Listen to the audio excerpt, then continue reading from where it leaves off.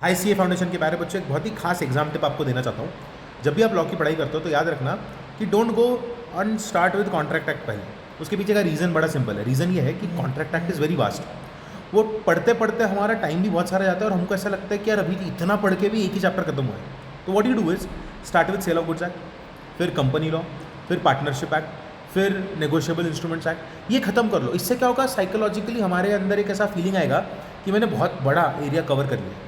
Then when you sit for studying for Indian contract act, start off with the last 3 units, क्योंकि last 3 units के ही प्रश्न पिछले 2-3 attempt से ज़्यादा देखने को मिला है। मैं ये नहीं कह रहा हूँ कि यही 3 आएंगे, बट इन 3 से पहले शुरू करो।